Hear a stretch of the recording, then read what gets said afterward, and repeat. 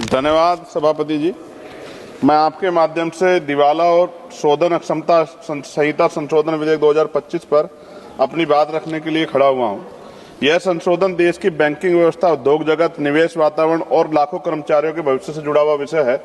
महोदय, सरकार इस विधेयक को सुधार के नाम पर लेकर आई है, लेकिन मैं पूरी जिम्मेदारी के साथ कहना चाहता हूं, यह संशोधन समाधान से ज्यादा सवाल पैदा करता है। ये विधेयक दिवालियापन की समस्या का इलाज नहीं, बल्कि उसको फाइल और थोड़ा और व्यवस्थित करने का प्रयास।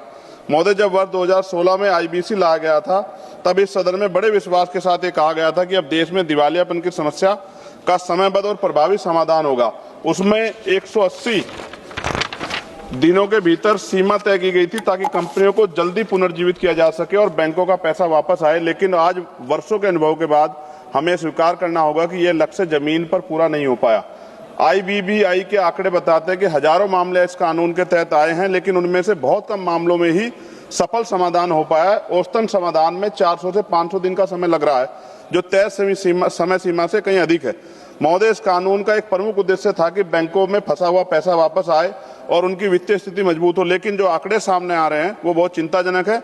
औसतन केवल 30 से 32% की वसूली हो पा रही है, जिसका मतलब यह है कि करीब 68 से 70% राशि बट्टे खाते में जारी। यह केवल एक तकनीकी आंकड़ा नहीं, बल्कि यह देश के सार्वजनिक बैंकों को अतः आम जनता के पैसे को नुकसान है। महोदय, भारतीय रिजर्व बैंक और वित्त मंत्रालय के आंकड़ों के अनुसार पिछले कुछ वर्षों में सार्वजनिक क्षेत्रों में बैंकों ने लगभग 10 लाख करोड़ रुपए से अधिक के कर्ज राइट ऑफ किया है। अब सरकार अक्सर ये कहती है कि राइट ऑफ का मतलब माफी नहीं होता, लेकिन जमीनी सच्चाई है कि आम जनता की नजर में यह पैसा वापस नहीं आता और बैंकिंग सिस्टम पर उसका बोझ बना रहता है। महोदय, इस देश ने ऐसे कई उदाहरण देखे जहां बड़े उद्योगपति हजारों करोड़ रुपए कर्ज लेकर देश छोड़कर चले गए, चाहे विजय माल्या जी हो, चाहे नीरव मोदी हो, मेहुल चोकसी हो। देश का पैसा लूटने वाले लोग मौज कर रहे हैं और जब गरीब आदमी कुछ उस पर जरा सा कर्ज चला जाता है तो बिना मुकदमे के जेल हो जाती है और बेल भी नहीं मिलती। इन घटनाओं ने पूरे सिस्टम पर सवाल खड़ा कर दिया। आज एक आम आदमी यह सवाल पूछ रहा है कि अगर कोई किसान कुछ हजार कर्ज रुपए ले लेता है तो उस पर सख्त कार्रवाई होती है, लेकिन जब बड़े उद्योगपति हजारों करोड़ लेकर देश छोड़ जाते हैं तो सिस्टम इतना कमजोर क्यों हो जाता है? महोदय, ये दोहरी व्यवस्था क्यों? महोदय, गरीब का कर्ज अपराध बन जाता है, लेकिन अमीर का कर्ज हेयरकट बन जाता है। महोदय, माननीय वित्त मंत्री जब जवाब दे तो बताएं कि पिछले 10 लाख करोड़ के राइट ऑफ में से कितना पैसा वास्तव में वापस आया और कितने बड़े डिफॉल्टर आज भी देश के बाहर है।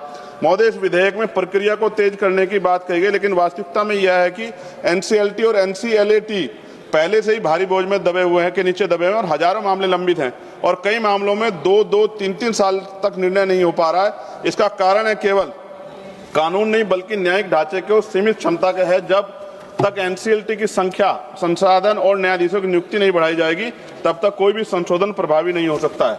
आरपीवी के जवाबदेही में अभाव। जब किसी एक व्यक्ति के हाथ में इतनी बड़ी जिम्मेदारी होती है तो यह आवश्यक है कि उसकी कार्यप्रणाली पर निगरानी और उत्तरदायित्व दोनों स्पष्ट हो। महोदय, जिस व्यक्ति के हाथ में पूरी कंपनी का भविष्य है, उसकी जवाबदेही का कोई इस पर ढांचा नहीं। ये कैसे स्वीकार किया जा सकता है? महोदय, आप भारत की अर्थव्यवस्था की रीढ़ हमारी एमएसएमई है। 6 करोड़ से अधिक छोटे और मध्यम उद्योग देश में रोजगार और उत्पादन का बड़ा आधार है, लेकिन इंसॉल्वेंसी प्रक्रिया के जटिलता और लंबी अवधि के कारण ये छोटे उद्योग सबसे ज्यादा प्रभावित होते हैं। उसके पास बड़े वकील रखने की क्षमता नहीं है, ना ही लंबे समय तक कानून लड़ाई लड़ी जा सकती है। इसका परिणाम यह है कि जहां भी कॉर्पोरेट पुनर्गठित हो जाते हैं, वहीं छोटे उद्योग पूरी तरह खत्म हो जाते हैं। महोदय, अब बड़े उद्योग पुनर्गठित हो जाते हैं, लेकिन छोटे उद्योग खत्म है। ये कानून असमानता पैदा करता है। महोदय, इस पूरे कानून में और संशोधन में एक बड़ी कमी यह है कि ये केवल इंसॉल्वेंसी के बाद की प्रक्रिया पर ध्यान देता है, ना कि उसके कारणों पर। हमें ये पूछना चाहिए कि कंपनियां दिवालिया क्यों हो रही है? क्या बैंकिंग प्रणाली में कोई कमी है? क्या लोन देने की प्रक्रिया में पारदर्शी कमी है? जब तक इन मूल कारणों पर ध्यान नहीं जाता, तब तक समस्या बार बार सामने आती रहेगी। महोदय, सरकार आग लगने के बाद फायर ब्रिगेड भेज रही है, लेकिन आग क्यों लगी इस पर कोई चर्चा नहीं है। महोदय, हम सुधारों के विरोध, लेकिन सुधार का मतलब केवल शब्दों का बदलाव नहीं, बल्कि प्रणाली। श्री कल्याण काले जी। महोदय, 4.5 मिनट हुई है, 5 मिनट तो पूरी हो जाती है। धन्यवाद। शब्दों का बदलाव बल्कि प्रणाली में वास्तविक परिवर्तन है। महोदय, ये विधेयक कागज पर सुधार, लेकिन जमीन पर अधूरा। ये कानून आंकड़ों को सुधार करता है, लेकिन व्यवस्था की सच्चाई नहीं बदल सकता। जब तक पारदर्शिता, जवाबदेही, समबद्धता और संवेदनशीलता नहीं आएगी, तब तक कोई संशोधन केवल शब्दों में को खेलता रहेगा। सहारा इंडिया के इन्वेस्टर जो है मैडम, उनका उन पीड़ित परिवारों का पैसा फंसा हुआ है और वो लोग जब हम क्षेत्रों में जाते हैं, हमसे कहते हैं कि हमारी आवाज उठाओ, मैं मंत्री से आग्रह करूंगा कि उन विचारों का पैसा उन तक पहुंच जाए तो वो आशीर्वाद देंगे सरकार को, वरना तो सरकार के खिलाफ किस तरह का माहौल है सब जान। धन्यवाद। जय भीम, जय भारत।